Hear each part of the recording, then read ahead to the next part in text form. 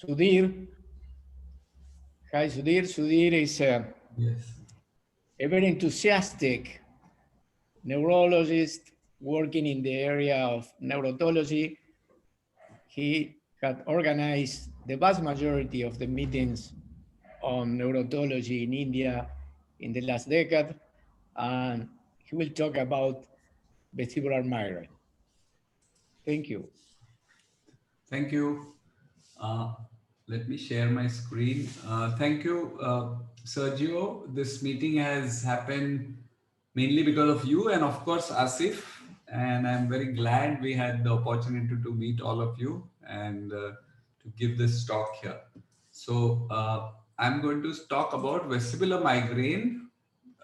As we all know, this is a still a new and a little controversial topic, and I'm going to talk about how we have probably look at it as of now. In my opinion, we still do not know exactly where vestibular migraine is, and the diagnosis is still being worked out, and we still have a long way to go in both diagnosis as well as treatment. So we know it's the probably the at least the second most common cause of vertigo, if not the commonest. In fact, in my clinic, I feel now maybe because of the bias, it is probably the most common cause of vertigo, even more common than BPPV. It is definitely the most common cause of spontaneous attacks of episodic vertigo, and the lifetime prevalence varies from 1 to 5%, so which is very common. Um, in most clinics, at least 1 in 10 patients of vertigo turn out to be migraine. So, Meniere himself in the 19th century and later on Edward Living had included vertigo as a cardinal symptom of uh, migraine. Later on, the vertigo somehow got ignored a little bit, and only after the recent interest by Thomas Lempert, Neuhauser, and then, of course, the Barani Society has the focus again come on to vestibular migraine. So, probably what had happened was the ENTs and the neurologists did not look towards each other when they were treating migraine. Migraine was totally kept to the neurologists, and vertigo, most neurologists were not interested in it. As soon as they saw vertigo, probably the patient was sent to ENT or just given a drug. So this thing did not get realized. And for many years after Edward Living and after many years, for almost 100 years, there was no real work on vertigo and migraine. And then came this very seminal paper by Kayan and Hood in Brain, in which they looked at the neurootological manifestations of migraine. And they found almost 75% or more patients of migraine had dizziness.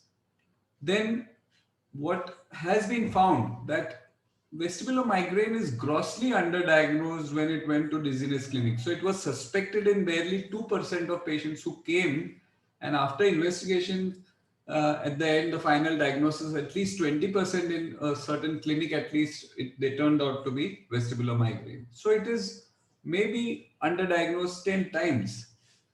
So, what is vestibular migraine? Now, actually, it is all the vestibular symptoms that happen due to migraine and due to migraine alone, not due to something else happening in migraine. So, if you have vertigo, if you have dizziness, if you have imbalance in migraine, that is vestibular migraine. Of course, vertigo in a person with migraine is not necessarily vertiginous migraine because migraine is so common. 1 in 15%, so 1 in 6 people can have migraine, so they can get something else, and therefore you must rule out other causes of vertigo in a person who is a known case of migraine and still comes with vertigo. Look for something else first. uh, when we come to the diagnosis of migraine, you must realize that to diagnose migraine, everything is on the history. The neurological examination has to be normal, imaging has to be normal, and all investigations are normal. There is no biomarker for migraine. So the whole diagnosis is based on history. And therefore, when we come to vestibular migraine, also there is no biomarker. The whole diagnosis of vestibular migraine is also based only on history. When you have headache in what is the type of headache in vestibular migraine? Many times the headache may not be there, and you have to ask in the history, the person may have forgotten about the headache, or he may not realize it, or he may just think it's a minor headache, non-specific headache, simple headache, what they call it in many of my Indian patients. They say, no, I just have a simple headache. So that is migraine. People may have neck pain, which they attribute to spondylosis. You must realize that one third of patients of migraine have neck pain, prominent neck pain. So migraine is not necessarily unilateral pain. It's not necessarily frontal.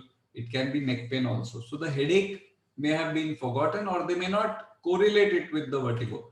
And even if headache is present, it may not be during the attack of vertigo. So they may not correlate it, and they may think of it as different thing. Now, what are the vestibular symptoms? So it can be vertigo, which can be spontaneous or positional. It can be visual induced dizziness, head motion induced dizziness. The patient feels when he turns his head, he feels a little slight dizziness, not positional vertigo, but they just feel unsteady. Like how we feel after an attack of vestibular neuritis, they feel a little dizzy when they move towards that side. So similar, you may have head motion intolerance. Now, the duration of the vestibular symptoms has been found to be varying. It can be seconds in 10%, it can be lasting minutes or even hours, and sometimes days. So it can mimic any of the various vestibular syndromes that we see. It can mimic BPPV, it can mimic vestibular neuritis, and it can mimic Meniere's or a TIA. So how is the vertigo?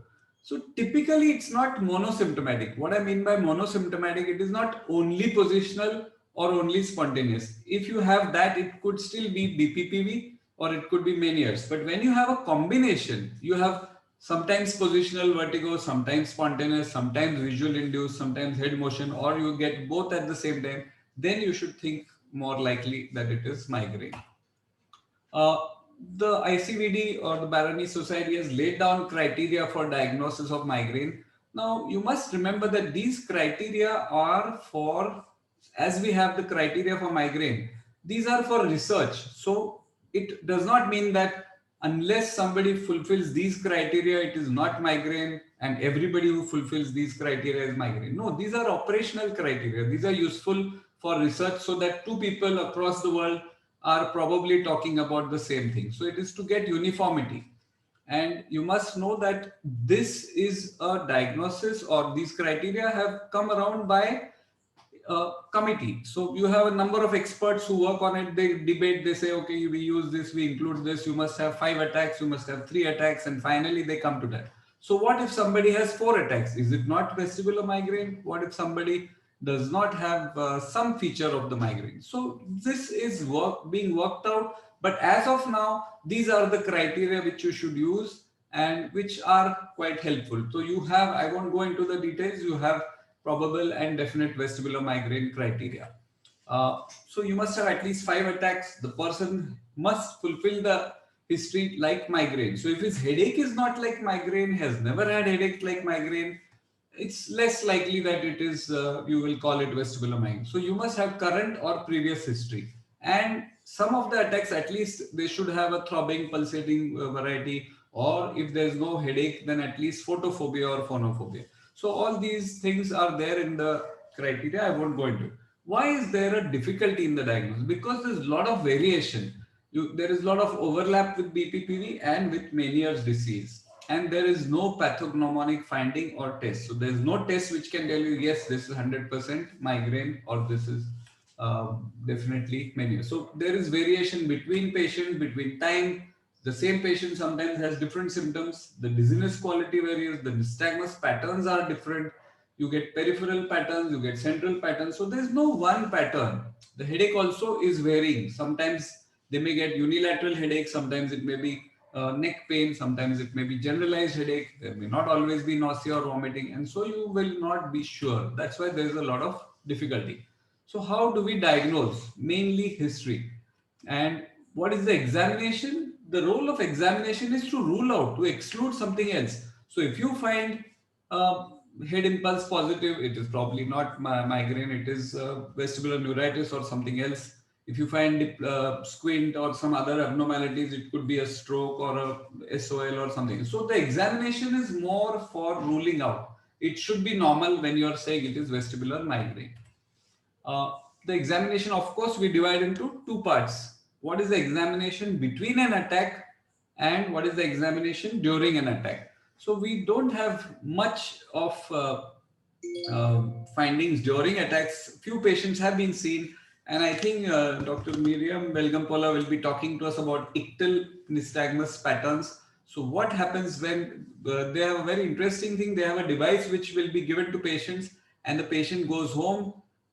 When he gets an attack, he puts on the device and records his own nystagmus. And these, or sometimes at least some of my patients have been recording their attacks with video phones at home. So when we get lots of these attacks, we will probably see what are the common patterns. So if you get upbeating, torsional, you know it's a central pattern. It is unlikely to be Meniere's. In typical Meniere's, you should get only horizontal nystagmus, either towards the side of the ear or away from the side, the irritative and the paralytic phase.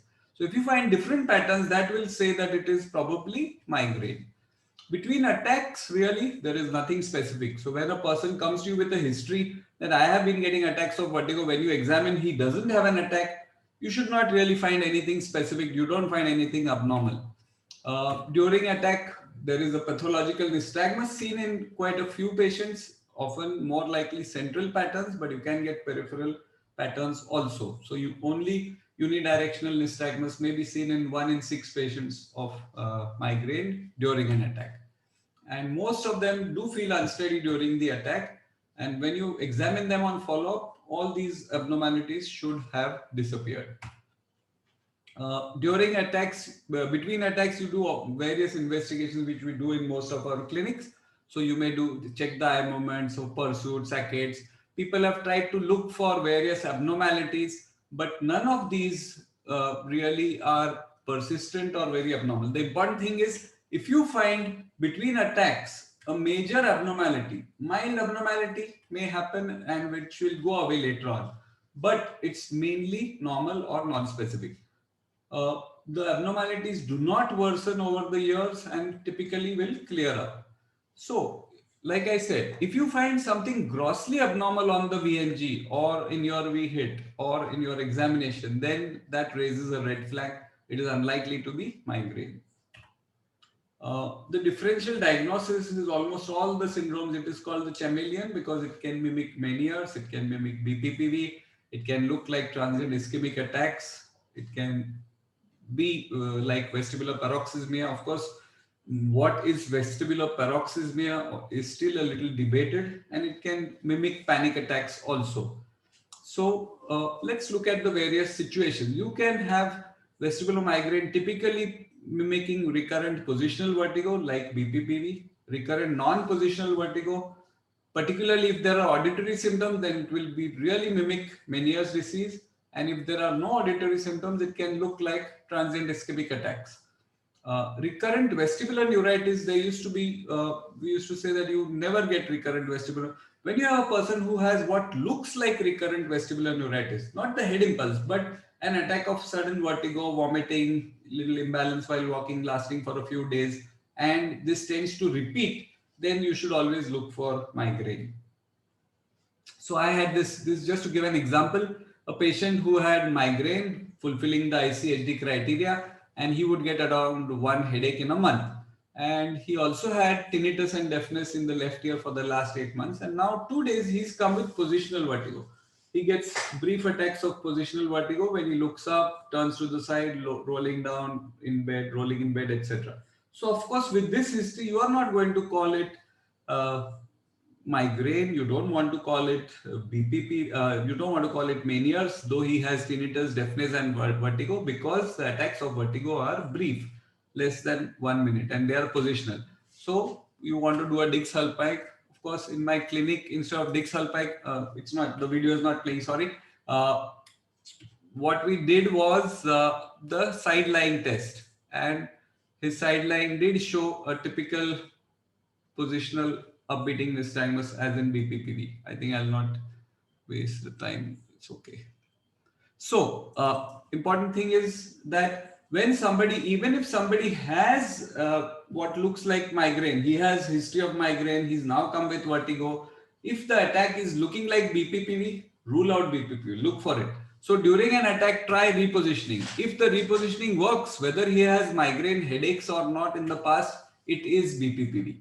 If you find that there is a change in the nystagmus, he's come with upbeating nystagmus and you try repositioning it, the nystagmus gets less or you get converted into the lateral canal. Of course, it means that it was BPPV. You have not repositioned it properly, but it is still BPPV. So if the nystagmus changes or if it goes away, then it is BPPV. If you find no change, then it could still be BPPV and you are not able to repositioning, or it could be vertiginous migraine.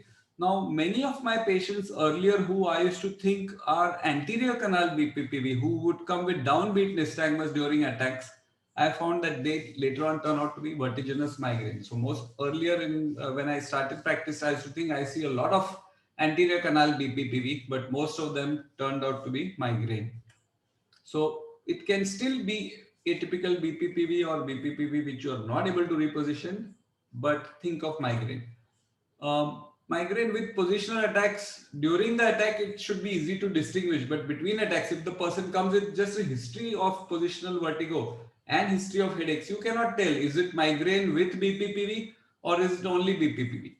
So some pointers tell you if it is younger, if it is perimenopausal attacks, if they are triggered by late nights or stress or traveling, then it's probably migraine. If the attacks are more frequent, very short attacks happening many times in a year, that may favor migraine, but you can never be sure.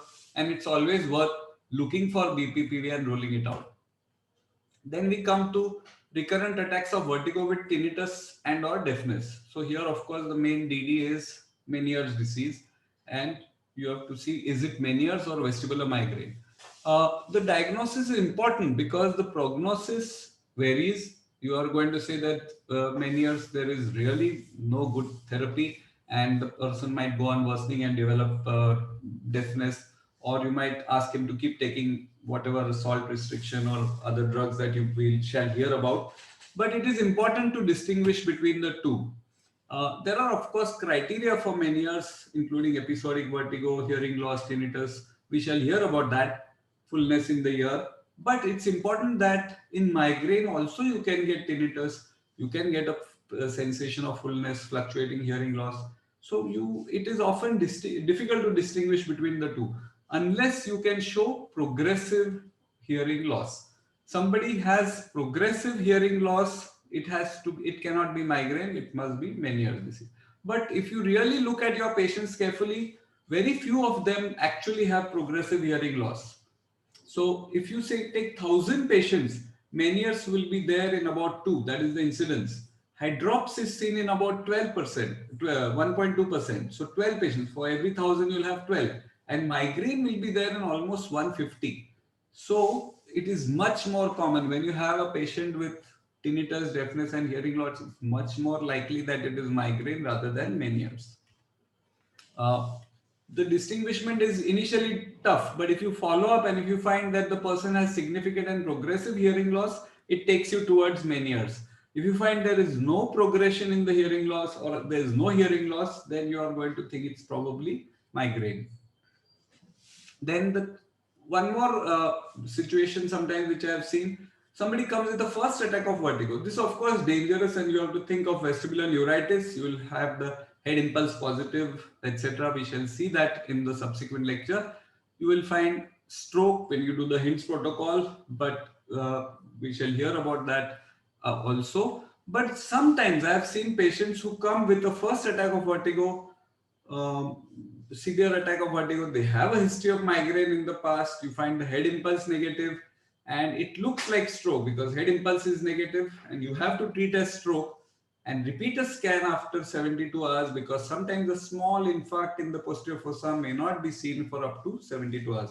So these are the patients where after 72 hours you still do a repeat MRI and there is nothing seen and they do have the history of migraine and sometimes they may come with a recurrent attack also.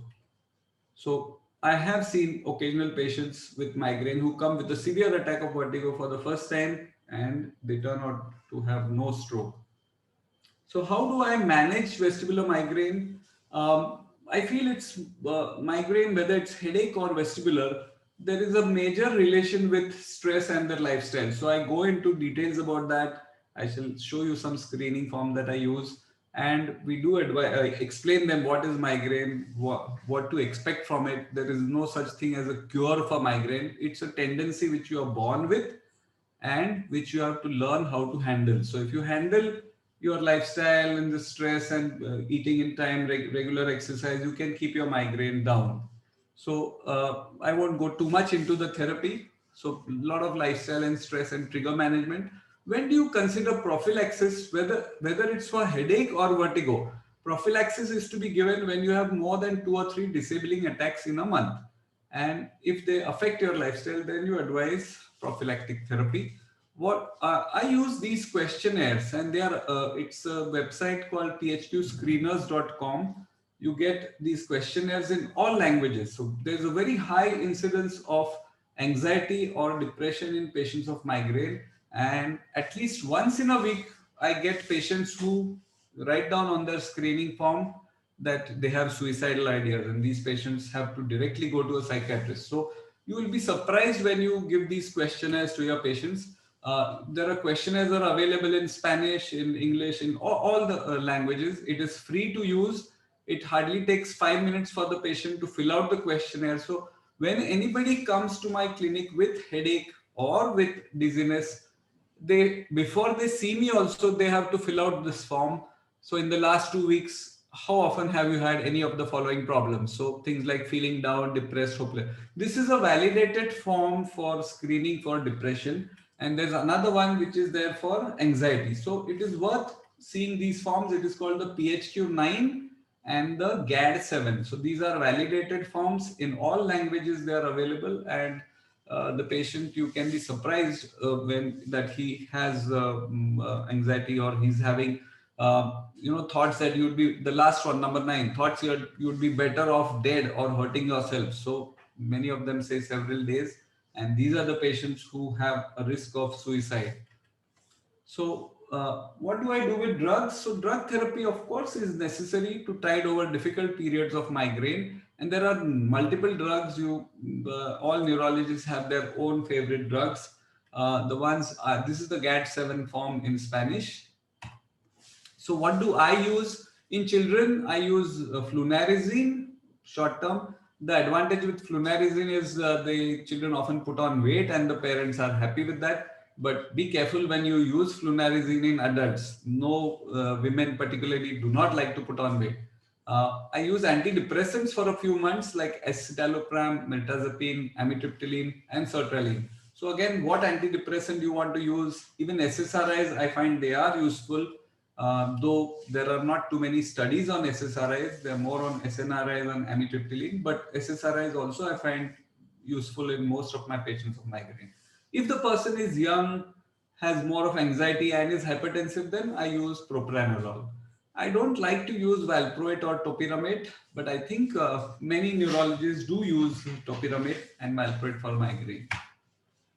So remember, vestibular migraine is the chameleon. It can mimic any of the syndromes. So any dizzy person with headaches, whether the headache is now or in the past, it is same time or at a different time, whether the person remembers the headache or has forgotten about it, whether you have to dig out the history. Often they say there is no headache, and then you ask them any history of acidity. They say, yes, I have acidity. And what is the acidity?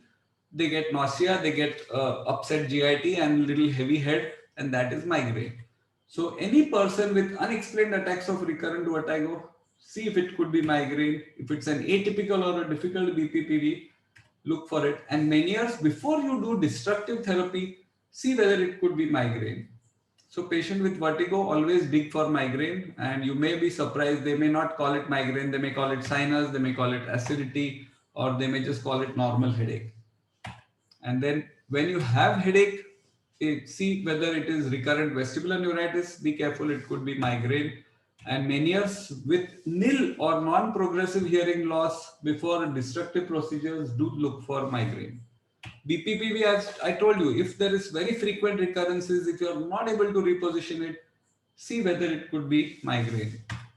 So finally, I come to the take home. Vestibular migraine is very common. The diagnosis is mainly by history and exclusion. Investigations are for ruling out other things. It is very treatable. Recognize the role of stress, lifestyle, anxiety, and depression. Screen for anxiety and depression. And always consider it in Meniere's disease, in difficult BPPV, recurrent vestibulopathy, and any unexplained dizziness with or without headache. Thank you. Thank you, Dr. Kothari, for a very wonderful presentation. Really enjoyed it. Let me see if we have any questions here. Okay, how long after acute attack of vestibular migraine you can find central sign? This comes from Dr. Gallardo, Manuel Gallardo.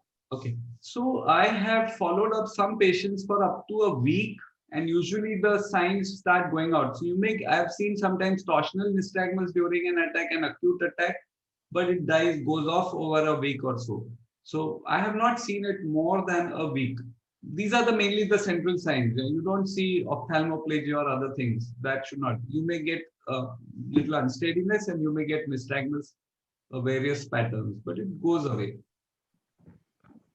A very interesting question, not from one of the, I don't see any additional question, but one thing that always occurred to me, and I did speak with one of our colleagues, Jisoo Kim, and many others. We had these discussions all the time.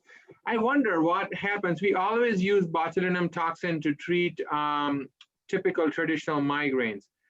What really, do you have any experience with treatment of botulinum toxins and vestibular migraine? And it's very, and if answer is yes, then it's so hard to wrap my head around it. Like, why really botulinum toxins would you help with vestibular migraine? Because, and yeah, any thoughts? So you have to remember, Asif, that migraine, there is a very strong, very high rate of response to all sorts of placebo therapy. And most patients do respond to now there is a lot of talk, lots of research on migraine. I have a pretty radical ideas about migraine. There are some people who believe, like I believe I am in one of that group, that there is no such thing as migraine or tension headache. They're all one, all the primary headaches are part of one continuum. So all of us know that tension headache is closely related to stress, tension, anxiety, depression. In migraine, we try to think that it is some exotic, CGRP receptor or something, subabnormality. It's not. I mean, migraine now, a lot of people are talking about an energy deficit. So you have, where it's, as I tell my patients, if you trouble your brain, you get a headache. And that is migraine. And there are some people who don't have migraine. They can have late nights, they can trouble their brain, they can not eat in time or travel, or like Asif is one of the people who stays up any amount of time, and I don't think he has got headache. But there are some patients, they don't sleep well, they'll get headache. They don't eat in time, they'll get headache. So it's a genetic sort of predisposition. Yeah, I do get migraines, but I will tell you one interesting story. But before that, I'll make it very quick. I'm looking forward to hear Sergio very soon. But TMS, that's one of the transcranial magnetic stimulation. People have been using that for treatment of traditional migraines. Do you know anything about TMS and vestibular migraine? In vestibular migraine, I have not seen any. I want to try that device. There's this device which is available where you use TMS intermittently for the attack. And if you use TMS half an hour every day, it works also as prophylactic. So I'm going to try that in the patients of migraine, vestibular migraine that I've. So I have a very interesting story to tell. I will not hold people from Sergio longer, but I must tell you this. So, one of these big meetings, I don't remember which one was that, and I had to give a lecture. And whenever I have to give a lecture in front of 200 people in audience, I typically get migraine the day before. So I go to exhibit session in that meeting, in the conference, and there was this booth of people who were trying to sell this TMS device. So I just go there and they were giving out free, here, try it. So I go out there and I told her that, let me just give a few little boost to my head. So I put it on myself. I gave a few of them. sure enough, my migraine started. so, I don't know. I'm sure there is some mechanism. There is some calibration. You go this way or this way, you get migraine, right? So, anyways. Okay. I'll just briefly. There's some more questions. I'll just go to very fast. Yeah. Dr. Vanessa asked me what vestibular rehab do I prescribe. So of course, when you have an attack of vestibular migraine, there's no rehab. You don't advise doing that. That time the patient needs rest. But many patients have what looks like PPPD, perceptual postural dysfunction, developing in migraines, and there I advise them vestibular because they lose confidence in walking. They have a lot of visual vertigo-like symptoms, and these are the patients who benefit with vestibular rehab. My preferred pharmacological therapy, somebody is asking, I told you it is SSRI. I prefer escitalopram of most. I don't like topiramate because it's a pretty strong anticonvulsant. There's a lot of side effects, including memory and cognition. And if you look carefully, a lot of patients come with cognitive problems. There is always the risk of acute glaucoma. And I think anticonvulsants are to be used for epilepsy. I don't like using them for migraine. When I can get away with 5 milligrams of escitalopram, why use topiramate? Why use sodium valproate? I don't use it.